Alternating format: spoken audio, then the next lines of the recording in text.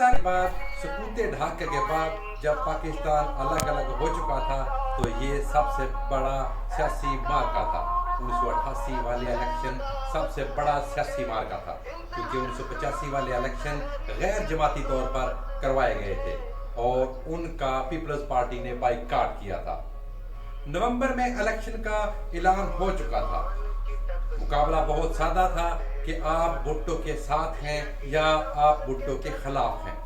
बेनजीर की मकबूलियत को देखते हुए साफ नजर आ रहा था कि शायद वो क्लीन स्वीप कर जाएंगी, लेकिन मुखालिफिन भी उनको खुली छूट देने पर तैयार नहीं थे। स्ट्रेटेजिक ट्राइएंगल भी अपने जोहर दिखा रहा था। सदर इसहाक Khan, chief of army staff general Aslam bag Mirza और ISI के चीफ जनरल हमीद गुल थे। ये ट्राइएंगल बहुत मुतहरक था, लेकिन इनमें तीसरा सिरा जनरल हमीद गुल जो ISI के चीफ थे वो सबसे ज्यादा मुतहरक थे। उन्होंने रातों रात 9 जमातों की एक पार्टी बना दी, इस्लामी जमहूरिया इत्तेहाद के नाम से खड़ा किया, मतलब इसको IJI का नाम दिया गया। इस बात का इतराफ कई बार जनरल हमीद गुल कर चुके हैं। IJI आपने बनाई? जी बनाई थी। क्यों बनाई? इसलिए कि वक्त की जरूरत थी, मुझे कहा खिलाफ नहीं कहा। मैंने IJI बनाई थी वरना हम इलेक्शन तक पहुंच नहीं सकते थे, ये मैंने बताया। उन्होंने कहा कि जनरल साहब आई अंडरस्टैंड। नवाज शरीफ की पार्टी मुस्लिम लीग उस वक्त IJI का सबसे बड़ा हिस्सा थी। इसके अलावा नेशनल पार्टी और जमाते इस्लामी भी इन 9 पार्टियों में शामिल थी। पीपल्स पार्टी के बानी रुकन और बेनजीर के अंकल गुलाम मुस्तफा जतोई को IJI का सरबराह मुकर्रर किया गया और उनको बेनजीर के मुकाबले में खड़ा कर दिया गया। सरबराह तो गुलाम मुस्तफा जतोई थे, लेकिन अवामी चेहरा नवाज शरीफ ही थे। अखबारों में जब भी इश्तिहारात छपते तो मेन पेज पे नवाज शरीफ की तस्वीर होती। दोनों पार्टियां अपने अपने अखबारात में इश्तिहारात छपवा रही थी। अखबारात में बेनजीर को दुश्मन और यहूदी एजेंट कहा जाता था। अवाम को कहा जाता कि आपका मुकाबला आपके दुश्मन के साथ है और इस्लाम दुश्मन के साथ है। बेनजीर एक मगरब ज़दा है। अखबारात का वो हिस्सा जिसमें बेनजीर और नुसरत भुट्टो ने एटमी प्रोग्राम की मुखालफत की थी, उसको बतौर इश्तिहार रोजाना की बुनियाद पर छापा जाता रहा और कहा जाता कि नुसरत भुट्टो और बेनजीर F-16 त्यारे जो अमेरिका से हमने खरीदे हैं उनकी हामी नहीं है। इस तरह के मुख्तलिफ इश्तिहारात छापे जाते। चौकों चौराहों पे हर जगह जगह पे 9 सितारों वाला झंडा लगाया गया जो IJI का झंडा था, परचम था, जिसपे ये भी दर्ज होता कि 9 सितारे भाई भाई बेनजीर की शामत आई। IJI का इंतखाबी निशान साइकिल था, जबकि पीपल्स पार्टी का इंतखाबी निशान तीर था। जमाते इस्लामी के अमीर काजी हुसैन अहमद अपने साइकिल पर IJI का 9 सितारों वाला झंडा लगाकर मुख्तलिफ शहरों में जाकर इंतखाबी मुहिम को चला रहे थे, अपनी कैंपेन कर रहे थे। बेनजीर के मुखालिफिन ने बड़े गिरे हुए काम भी किए, जिनमें मुख्तलिफ इलाकों में, शहरों में, देहातों में हेलीकॉप्टर के जरिए नीम बरहना तस्वीरें फेंकी गई। इन्हें मॉडर्न, मगरब ज़दा, अमेरिका का एजेंट और भारत का एजेंट करार दिया गया। उधर बेनजीर भी सियासी जलसों में IJI को, जनरल ज़ियाउल हक को निशाना बनाती रही। वो कहती रही कि ये खिरवन और मंशियात की कमाई से मेरे खिलाफ इलेक्शन लड़ रहे हैं और हर 2 नंबर तरीके से कमाए हुए पैसों से मेरे खिलाफ इंतखाबी मुहिम चला रहे हैं। वो अखबारात में इश्तिहारात छपवाती जिनमें जिक्र होता कि जनरल ज़ियाउल हक ने एटमी प्रोग्राम के राज भारत को दिए हैं।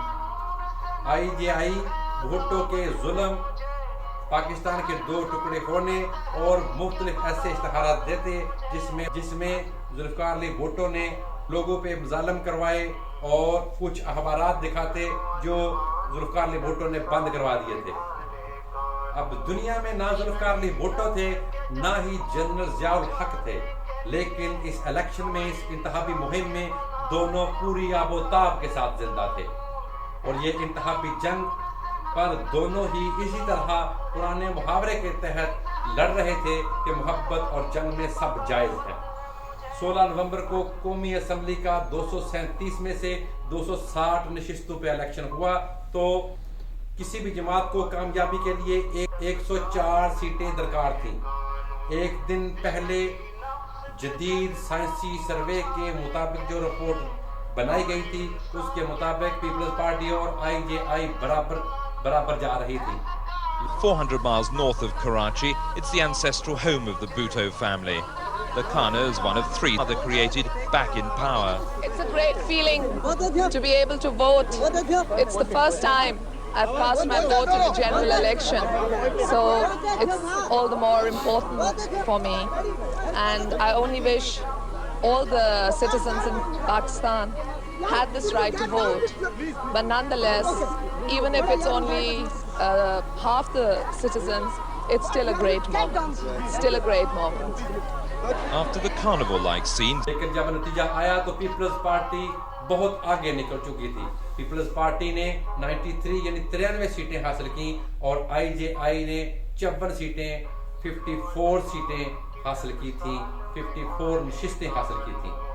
بعد میں پیپلز پارٹی آزاد امیدواروں کو ساتھ ملا کر 115 نشستیں مکمل کر لیں اور محترمہ بینظیر بھٹو وزیر اعظم منتخب ہو گئی۔ اس الیکشن کی دلچسپ بات یہ ہے کہ IJI کے سربراہ غلام مصطفیٰ جتوئی بھی یہ الیکشن ہار گئے تھے۔ پیر پگھارا جنہیں حکومت کی مکمل حمایت حاصل تھی وہ بھی اپنی سیٹ ہار گئے تھے۔ پہلے وزیر اعظم جنیجو محمد خان بھی الیکشن ہار گئے تھے۔ جس طرح اب باتیں بنائی جاتی ہیں کہ خلائی مخلوق کی وجہ سے ہارے ہیں، اس وقت بھی یہی کہا جاتا تھا کہ ہم کو ہرانے کے لیے ہمارے پیچھے خفیہ خات تھے۔ پرانے سیاسی تقریباً سب ہار گئے اور نئے جوان سیاسی وارث آمنے سامنے کھڑے تھے۔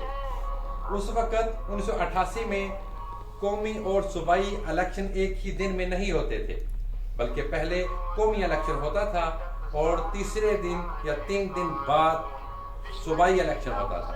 تو جب IJI مکمل طور پر ہار گئی تو انہیں دھچکا لگ گیا کہ وہ صوبائی الیکشن بھی ہار جائیں گے۔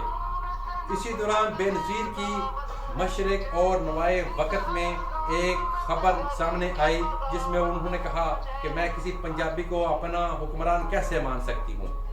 IJI نے اس بیان کو ہاتھوں ہاتھ لیا اور راتوں رات پورے پنجاب میں ہر جگہ پہ ہر دیوار پہ لکھوا دیا گیا، جاگ پنجابی جاگ تیری پگ نو لگ گیا داغ۔ مساجد میں لاؤڈ سپیکرز پہ بھی بینظیر بھٹو کے خلاف اعلانات کروائے گئے۔ پنجاب کی عوام کو پیپلز پارٹی کے خلاف بھڑکانے کے لیے ہر ممکن کوشش کی اور یہی ہوا۔ Nawaz Sharif, the figurehead of the alliance and Miss Bhutto's most bitter critic, was still predicting victory as he cast his vote in Lahore. Inshallah, we will form the government. The country will remain together. If he's right, it means Pakistan will have opted for the status quo.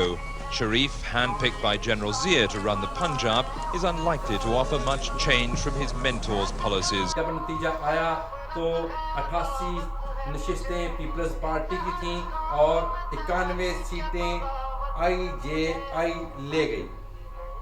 IJI کی پنجاب میں برتری تھی اور نواز شریف نے آزاد امیدواروں کو ساتھ ملایا اور وزیر اعلیٰ پنجاب منتخب ہو گئے۔ اس کو صوبہ سرحد کہتے ہیں۔ KPK اور بلوچستان میں بھی IJI جیت گئی۔ سندھ میں پیپلز پارٹی جیت گئی اور سندھ میں پیپلز پارٹی نے اپنے وزیر اعلیٰ قائم علی شاہ کو مقرر کیا۔ 2 دسمبر 1988 کو محترمہ بینظیر بھٹو نے وزیر اعظم کا حلف اٹھایا۔ بسم اللہ الرحمن الرحیم۔ بسم اللہ الرحمن الرحیم۔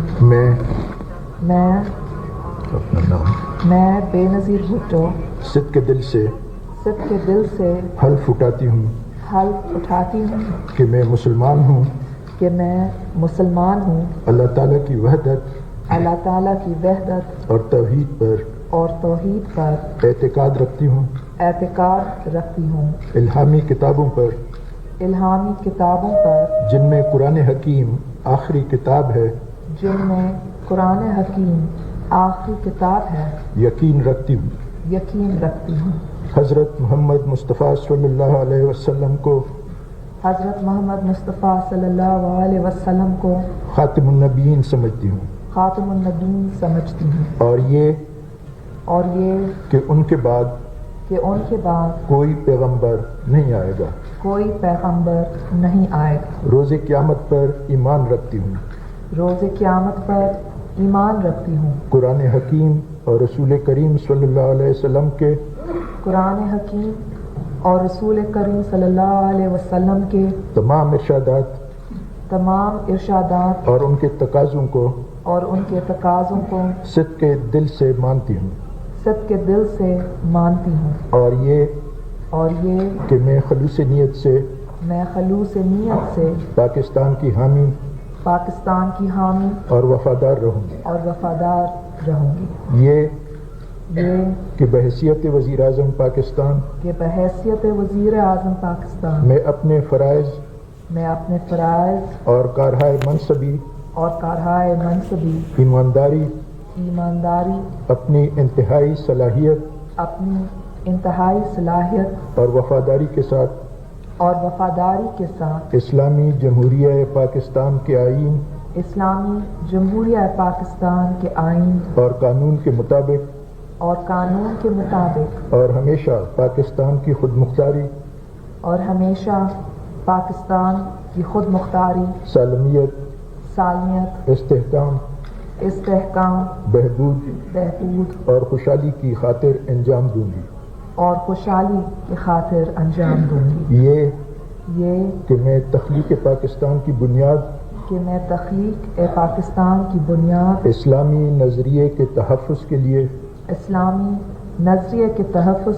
کوشاں رہوں گی یہ کہ میں ذاتی مفاد کو اپنے سرکاری کردار یا فیصلوں پر اثر انداز نہیں ہونے دوں گی یہ کہ میں اسلامی جمہوریہ پاکستان کے آئین کو برقرار رکھوں گی اور اس کا تحفظ اور دفاع کروں گی یہ کہ میں ہر حالت میں تمام لوگوں کے ساتھ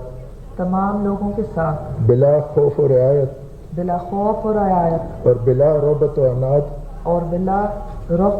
عناد قانون کے مطابق انصاف کروں گی اور یہ کہ میں کسی شخص کو بلا واسطہ یا بالواسطہ کسی ایسے معاملے کی اطلاع نہیں دوں گی نہ کسی پر ظاہر کروں گی جو بحیثیت وزیر اعظم پاکستان میرے سامنے غور کے لیے پیش کیا جائے گا یا میری علم میں آئے گا بجز جبکہ بحیثیت وزیر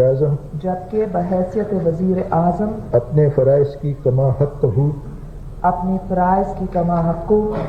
انجام دہی کے لیے ایسا کرنا ضروری ہو اللہ تعالیٰ میری مدد اور رہنمائی فرمائے آمین وہ پاکستان کی اسلامی دنیا کی پہلی مسلم خاتون وزیر اعظم بنی۔ یہ ایک تاریخ ساز واقعہ تھا، لیکن بے نظیر نے ایسا کیا کام کیا کہ پاکستان کی عوام تو بہت خوش ہوئی، لیکن بیرونی تعلقات خارجہ پالیسی کو بہت نقصان پہنچا۔ یہ ہم آپ کو اگلی قسط میں دکھائیں گے۔ میں ہوں تنویر احمد چودھری اور آپ دیکھ رہے ہیں سچ جانو۔